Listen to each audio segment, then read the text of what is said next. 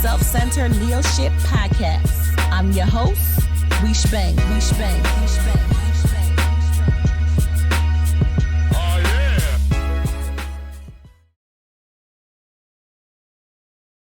For church. That's about it. Or out if I'm going out. Yeah, I usually do a nice little red lip situation. But okay, so we took a break. Now we're back. All right, you ready? So Yes. because I got this, because when I spoke to, like, I was just telling people I know, like, I'm about to interview my friend. She wrote a book, and I told them what this. Like, what's the book about? I told them what the book is about. Everybody was like, "Oh my God!" So a lot of people were asking me, like, what made you decide to write the book? Like, what was your reasoning for writing this book?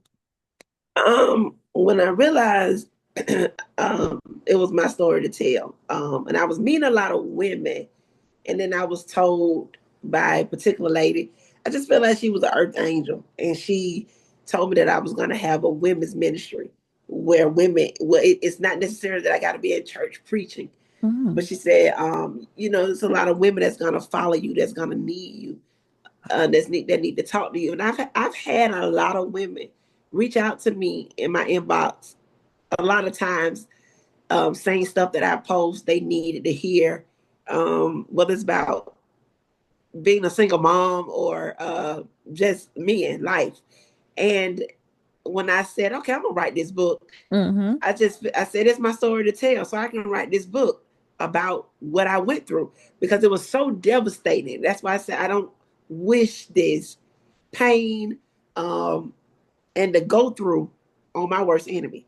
Right. Like I don't. So I just said I just need to talk about heartbreak. Like heartbreak is devastating. And we don't talk about how the emotional entanglement in these situations, how it does get you caught up. Whether it's wrong or right, your emotions are still involved. You're still human.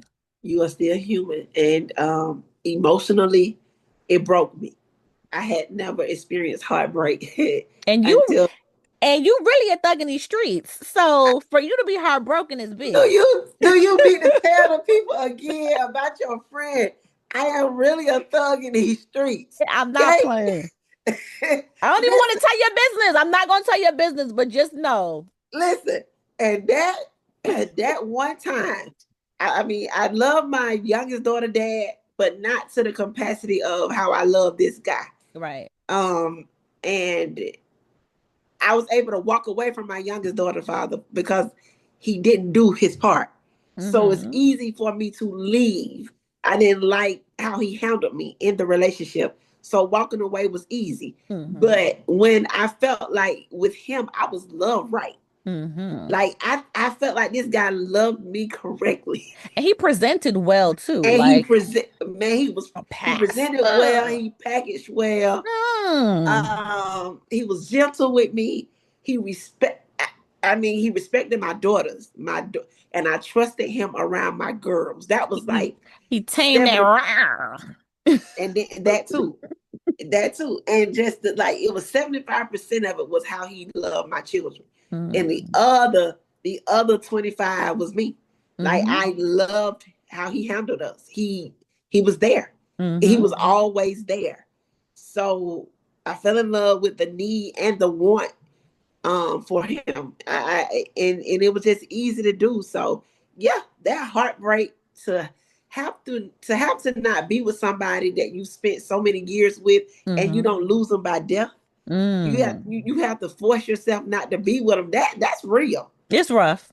I just said that to my daughter the other day. I said sometimes even when you love somebody deeply, I said I can see how couples can be married for 20 and 30 years and one day somebody gets up and said, I can't do it anymore.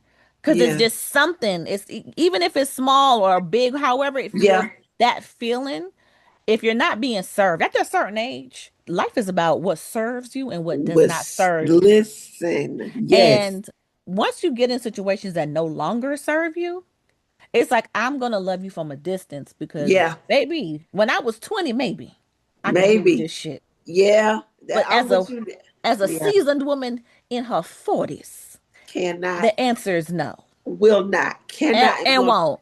and won't. I said now a married man approach me now that like that's a hard no. Hmm.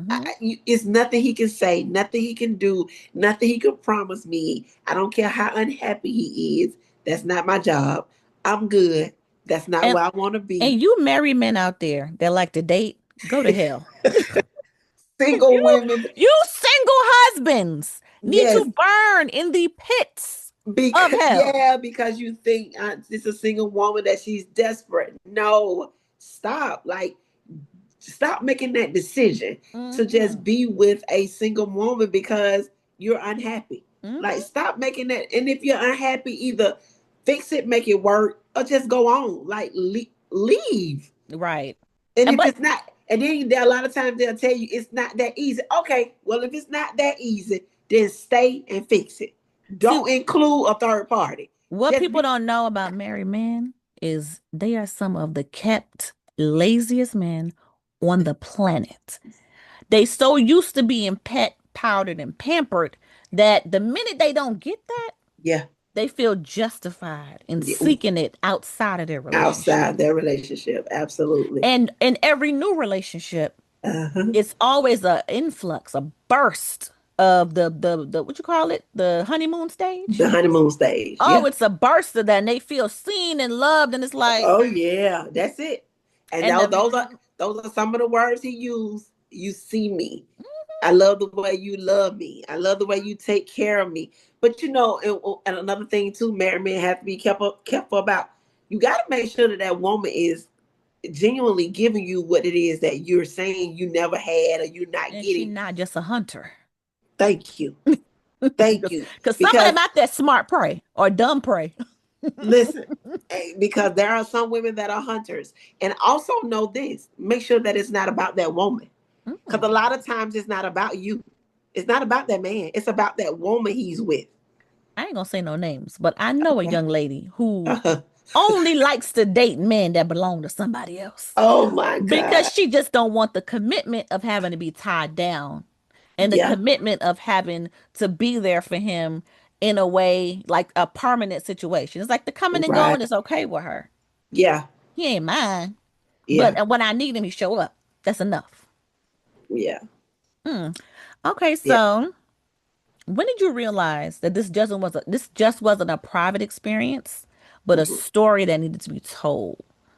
Um, once I began to heal, it wasn't Mm. until I went through my healing phase of understanding what I went through. Stop trying to be the victim and play. Mm. I kept being the victim of how could he do this to me, and he left me, and he knew I had nothing, My and question is always, how do you become the victim in that situation?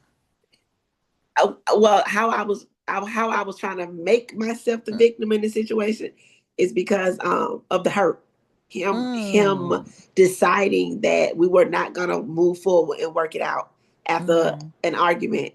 So now it's how can you do this? I decided to stick with you through your marriage, and you told me once you divorced you was gonna marry me. So now I'm playing the victim, right? Mm. Because I allowed this man to string me. But Mm. at the time of me dealing with the pain and the breakup, I'm not admitting any of this. Right. All I know is you've hurt me. You decided because your mom said to you, if you marry me, if you marry her, I'm gonna disown you. I'm gonna cut you off. Mm. So you decided, based off whatever else was being said that I didn't know about, Mm-hmm. that you didn't want to fix it this time. You just wanted it to be Mm. over and let's just go our separate ways. So now I'm a victim. You played me. Right. You made me waste all this time knowing you didn't want to marry me, or you Mm. chose your mama over me. So Mm. not at that time back in 2019 did I ever admit you caused this. Right. You wanted this so bad. You was willing to hurt somebody else to get what you wanted. I'm not thinking that at 2000 in Mm-hmm. 2019. The breakup is fresh. So It it only wasn't hurt when you got hurt. It only hurt when I got hurt. I like Hmm. that. Hmm. So at that time, I'm now I'm a victim. So it wasn't until because of my relationship with God, where I was then is not where I am now. So Hmm. spiritually, God began to deal with me, Right. and and I had to get in a quiet place where I had nobody and I Mm. had nothing. I had nobody and I Maybe had it's sitting nothing. still with yourself is scary. Sitting quiet, sitting still with yourself is scary because one thing about it, you're gonna have to acknowledge Hmm. you. Your biggest critic is yourself. If you really sit down with yourself and really start talking to yourself, you feel a little shame and embarrassed because they're like, damn, Yes, you know me for real. yes, you gotta acknowledge you. And so through the crying and through uh, God making me acknowledge who what I did, Yeah. and me understanding that it was only a matter of time, but you was gonna see it again. But you've been So accountable. You've been this type of person all your life, India. I You've have, but always been that person that's like, look, I'm gonna give it to you how it is. And yeah, you always own your shit. I love that about you so much. thank you. I've always owned my stuff. But it wasn't until though the hurt me that I had to own my stuff, Hmm. and that's when I Sometimes it began happens that to way. acknowledge I was wrong. This pain I caused this pain on myself. Mm. I continue to stay attached to somebody that I knew God kept wanting me to let go, but Mm. that flesh of mine didn't want to release him. So it was just a matter of time. It was just Mm. a matter of time. Like I had made this man my world, my center. So it wasn't until then that I acknowledged that I was not the victim, that I was able to start dealing with the hurt and the pain that I had caused myself and others. Okay. So let me ask you this. Was there ever a version of this story where you decided, I'm not going to talk about it at all? I'm just going Yeah, to keep it to myself. I'm not going to say nothing. I'm yeah. gonna just I'm gonna just take it how it was. Um, Honestly, yes, but there was also that side too where a lot of people knew, because it was in the church. So I guess you could say it was a scandal. It was a Mm. small scandal, based off him not being this popular preacher, a Mm-hmm. pastor. His name wasn't as big as a lot of the other pastors that may, cheat and then it get out in the news and it get out. He Yeah. wasn't. His name wasn't that big. Mm-hmm. So, but amongst a lot of the church community and a lot of the preachers that we knew, it had gotten out. So for me, once we broke up and I heard that he was seeing somebody else, I started deleting people on my page that was Mm. connected to it. I was Because it was embarrassed. popping up. I was Oh. embarrassed. So I didn't want to talk about it. So to answer your question, no. I kept saying I'll act like it never happened. But it's Mm. like it's too many, it was a lot of people connected to the story that knew the story. Right. So how long you gonna run with this embarrassment? And not only that, it was like what you went through is a testimony. I had to keep telling myself what all of what I went through ended up being a testimony. I experienced homelessness. I experienced jobs loss. I experienced job loss. I experienced losing my grandmama, not having nobody to help me Mm. in the midst of it. Like I went through a lot, in those 2 years of trying to recover from Mm-hmm. this man. And I never and the crazy part about it all, in those 2 years, I still loved it. Mm. And but and that is a human reaction to a situation like that. Like Yep. people always say, "Oh, how can somebody in an abusive relationship go back?" And it's like it's taken an abused person almost 7 times Yep. before they fully let go. And even when they let go, there's still something that piece of them that holds on to that Absolutely. person. You try to find the good in the You, bad and yes. cling to it because it felt good. Yes. And you try to outweigh the bad with the good. And it's like, even though it don't add up, it's like, but that little speck, Yep. that it's like the lottery. It Just one, is. just one It's game. just, and that's all it was for me. It was just I loved him so I could not, and a part of me was still holding on to he'll come back. Mm, I was just so like I was so broken. I was just believing like this broken side of me still was hoping some point that he would call and he would say, like he used to do, we need to talk. Let's work this out. I don't want nobody but you. I want to do life with you. And never happened. And I had to get past the fact that this would never happen. And I mean, it had me gone for 2 years. Like I didn't want to work. I didn't want to deal with any. I didn't want to be around people. I remember being at church in 2020, after my grandmama died. So it was about October 2020. The church that I attend now. I Yeah. remember being in that church and my pastor, who I love oh so much. But I remember being in that church and he was preaching, and he was talking about God help my again. And he was saying you make the same mistake again. You chose wrong again. You got Mm-hmm. caught up with this with the same guy again. Mm-hmm. You went to the same place again.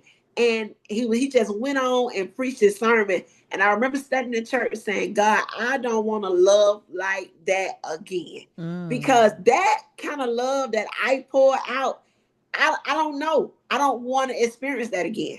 I want to Mm. love somebody, but not to that capacity. I can't afford that. But can we at least not conflate love and lust or infatuation and the longing? Because the badness, when you do bad things, you Yeah. tend to enjoy it. It's like a high. It's almost like an addiction. I So often can you connect that love you thought you had for him to somewhat of an addiction versus actual love? no, because I a guy that I met after him Hmm. that was a pastor. Hmm. You God got a help. you got a type friend. We know. No, no, I don't. Because you got to think about it. I didn't date pastors. But My you like daughter, my you like a daughter season. dads are not pastors. We I know. are preachers. I just like this just started happening in my life at some point, and it just never stopped. But you like a seasoned chocolate I man with I like authority. you, baby. Listen, I like them seasoned in chocolate. Yes, with, Lord, with with authority. with You like authority. that power that they have with that Listen, authority. you know your girl. But this is what I'm saying. So I do feel like that was love. Now I've been so there was a guy after him that Hmm. I allowed in my space after the 2 years. So I say in 22, another pastor. And it was so many similarities, girl. Was he younger or older than him? Same age, You got a type friend. same age. They both had the prefix third on their Mm. name. Girl, same birthday. It was crazy. I don't understand. Both of them pastors, both of them. It was the only thing is their look was a little different. One guy Mm. was like 6'2", the other guy was just six feet. Okay. One, the slimmer build, and they wore their hair different. That's Like kind of this other scary guy, though. yeah, this other guy growing his hair, so he has dreads. My ex, he just wore a low temp fade, really nice cut. He just kept it cut with a So let me goatee. ask you this. Did you, Huh? who approached who and did you see qualities of your ex in him and was that why you went with him? I was definitely comfortable because that spirit that he had was so similar. Similar. Mm. Oh, the Familiar. quiet. It was they had the same birthday. So of Mm. course they had a lot of similarities. They Hmm. had that quietness, that still authoritative, quiet guy, that likes to be in his space. They both Hmm. had the same technique on Saturdays. They're not going to come out the house because they're studying. Oh my Mm. God. When I found that out about the guy that, and I didn't approach him, Right. he came through Facebook.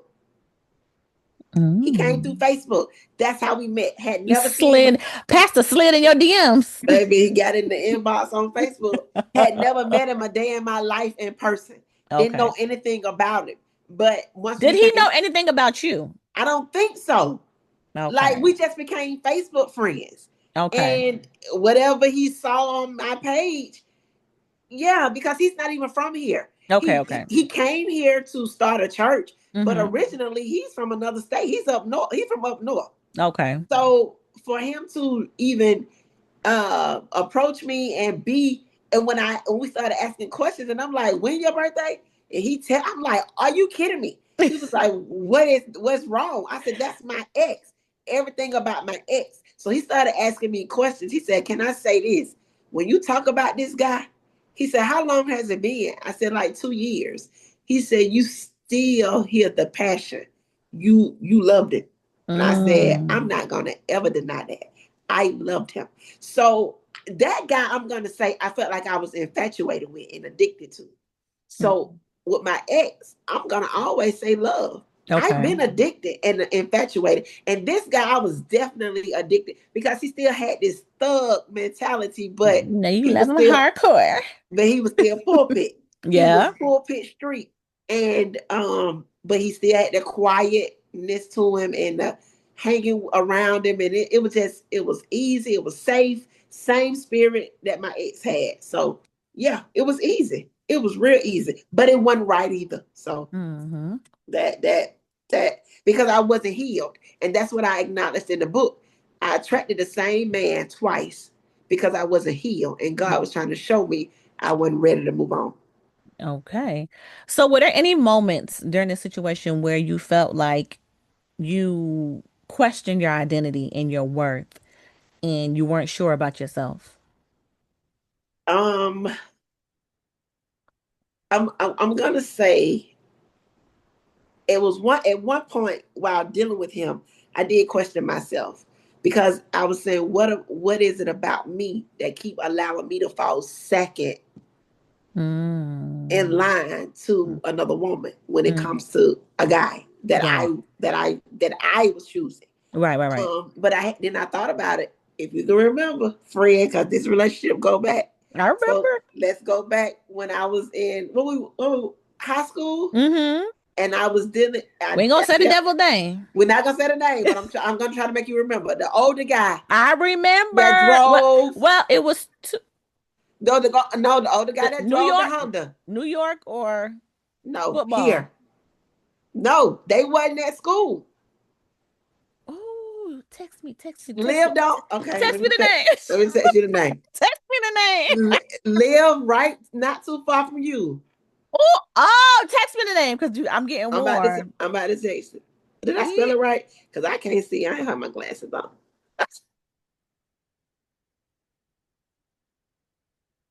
Did I text you or not? you Texting know, my daughter. Girl, wait. I'm texting the wrong person. It won't go away. I'm I'm texting my daughter. screaming Wait. Okay, wait. Okay, I'm about to send it now. because I was like in the epicenter, so I kind of live around everybody. Yeah. And I know who really Wait. lived on my block. Watch when I send. Okay. You remember that? Okay. Yes. So I was very young. I was like 16, 17, What was and it, of course 10th grade or 11th grade? 10th. So yeah, around it. 15, 10. 16, 15, 16. Yep. So I'm gonna say 16 because I think he made the statement of you 16 now. Oh, so this was in the spring. Yeah. So 16. Okay. And of course, him being 23, he had a girlfriend, and he eventually got this girl pregnant. But Mm. at 16, I was settling to be that play second best, Mm-hmm. and that's what I remember thinking when I started dealing with him, putting Mm-hmm. myself in the space to be okay with playing second best, never being first, and yeah. So I questioned me then, but then this other side of me played devil's advocate on, well, he's always with you, he's always Mm-hmm. giving you his time, he's Mm-hmm. always holiday, you get holidays, he take care of you, he pay your bills. But I was never hurt. Like I didn't get anything outside of the what he gave me to keep me, and that's all he had to do.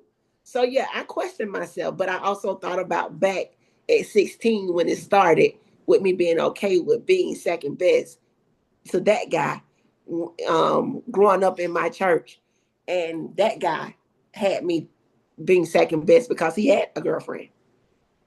So let me ask you this, because we talked about how it made you feel talked about you being accountable in a situation, talked about how much you loved him in a situation. Have you forgiven yourself and have you forgiven him?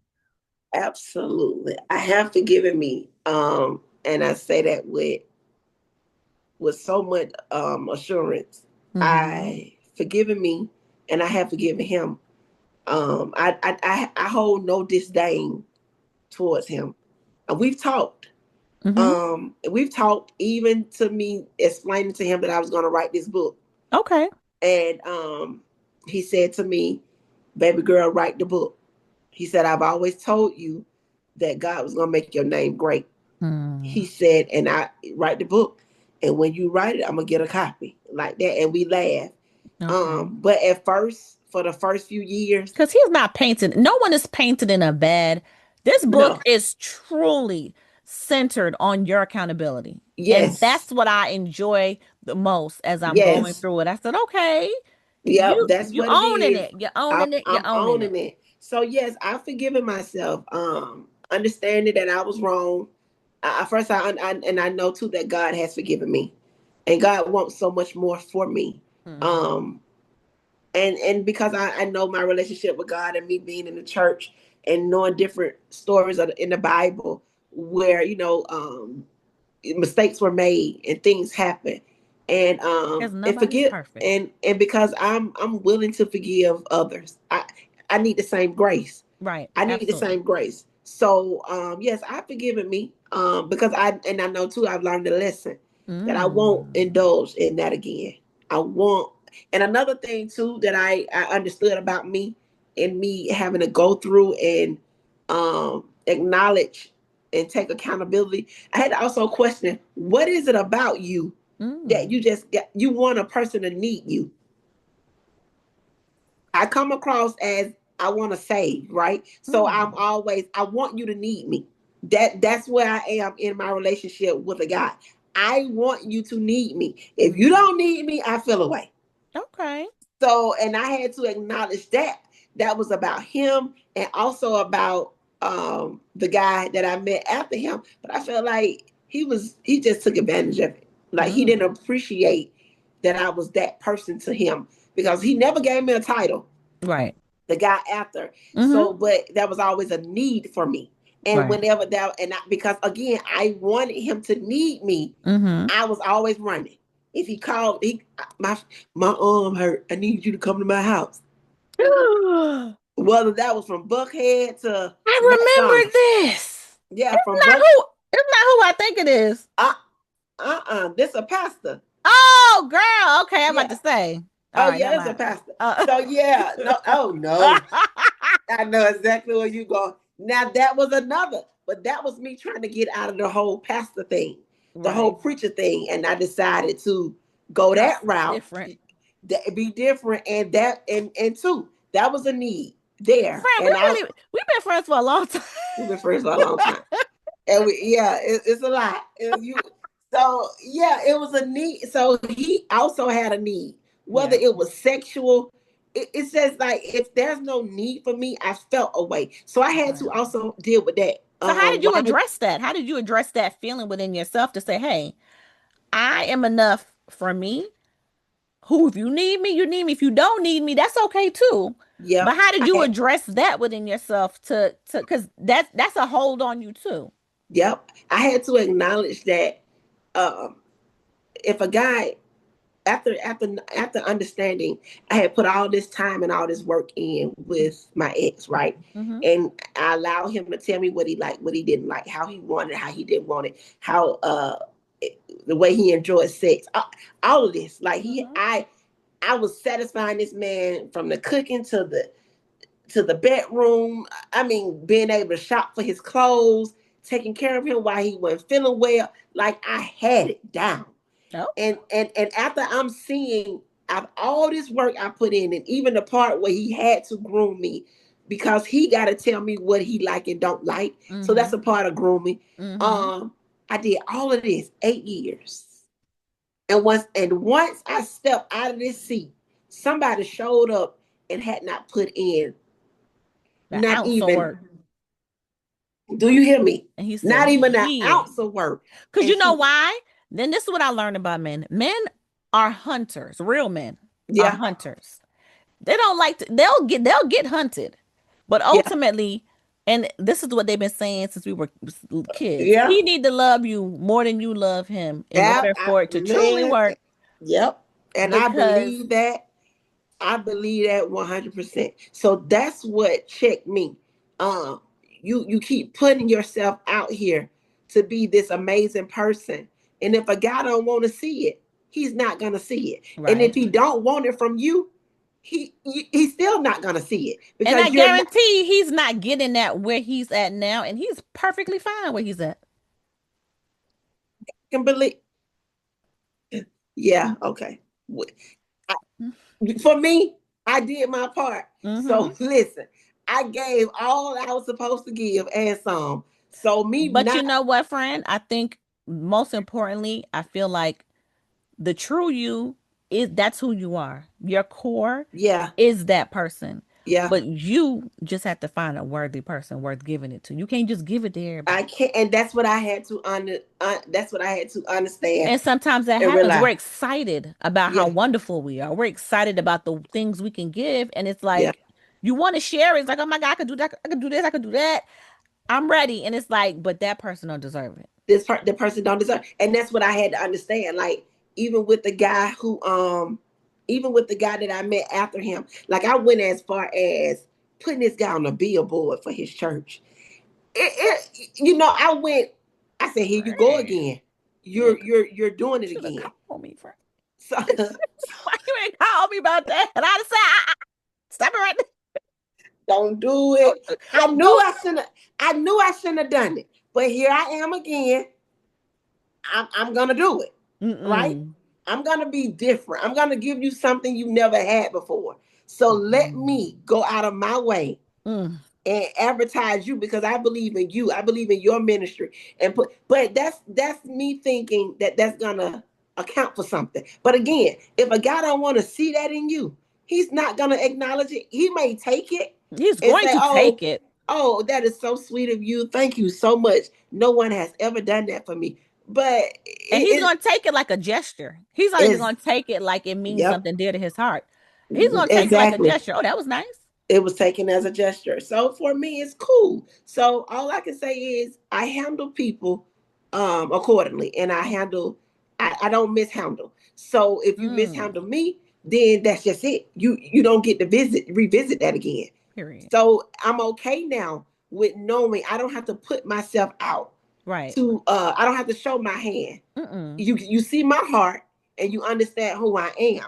And if this thing go the way it should go, then you see my hand. And love But is other supposed than to that, feel natural and flow naturally. You don't that's want it. anything that you have to step outside of who you are. I have to go Yes. overwork for this Yes. person's acknowledgement.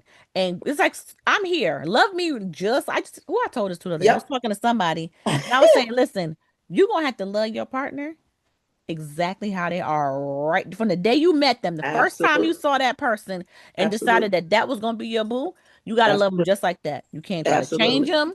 You can't judge them. You have to No. love them exactly how they can. Love them as they Absolutely. are.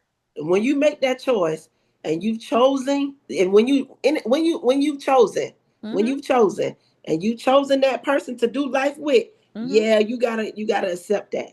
You gotta accept whatever comes with that. I mean, some people make adjustments, but I don't want you to adjust if it's not what you want to do. I want you to adjust only if you want to adjust. But And if people do that for love though. You'll be like, you can't change anybody, but if they you love can't, you, if they they are love going you, to they're accommodate you. going to They're adjust going and to evolve accommodate. in ways that benefit Yes, you as well. absolutely. That's why I said if you want to do it, you make the adjustment, but don't make it based off me. Do it Mm-mm. because you want to. Because if you're doing it based off me, I can put you in the wrong mood next week. And guess Right. what you're gonna do? You're gonna Revoke revert it. back. Yeah, because Mm-hmm. you feel like I changed for you and you still acting like blah blah blah. I ain't Nope. doing that no more. So yeah, don't do it for me. Do Do it it all for because you yourself. feel like this is what you need to do and this works for you. It don't I don't want it to just work for me. So yeah, I've had to acknowledge some hard stuff. Hmm. Um and that was all a part of my healing. And that's why I feel like again, I had to meet the next guy so God can show me. you're not ready. You're still you still doing it. You're Yeah. still trying to put this guy above me, meaning Mm. God. Mm-hmm. You're trying to put him in a space, in a place that I should be in, Right. and I'm not gonna allow it. Like, so nothing works. So for me now in dating, I don't. Listen, I don't. I'm working on a series right now called The First 7 Years of Marriage because Oh it took wow. me the first 7 years of marriage to truly understand how I'm going to be in this marriage. Okay. And in them first 7 years, it Okay. was like a tug of war. I spent time trying to change him. He spent time trying to change me. We Yeah. spent time fighting over trying to change each other. And it was just Yeah. like, bro, I'm not changing. And he's like, Yeah. I'm not Yeah. changing. And I'm like, well, then what you gonna do? Because if we ain't changing, what's gonna happen? What we And we doing? had to make the decision to say, Bong, look, I'm gonna love you like that. You're gonna love me like this. Yeah. And it is what it is. And you know what? It works. When the two can figure it out, that makes a difference. And we That makes still a butt difference. heads because we both. Yeah, of He a course. Scorpio, I'm a Leo. We still butt heads. But at the end of the day, That's that fire. you my part. That's that fire. That's that fire. But at the end of the day, I'm your person. He's my person, and we decided Absolutely. we gonna make this shit work. 21 years, Absolutely. 21 years later, we're making it work. Making it work. Exactly. So that's, and I But said, on that note, friend, mhm. my daughter in the background with a side talking about some of my children suffer because of it. Cause they think we crazy. Oh God. My Yeah. children think that my daughter always say all the time, she say, you and your husband, y'all the only two that can deal with each other. And that's what, Ain't and nobody deal with listen, y'all. that's right. And that's how it should remain. But I'm gonna stick a pin.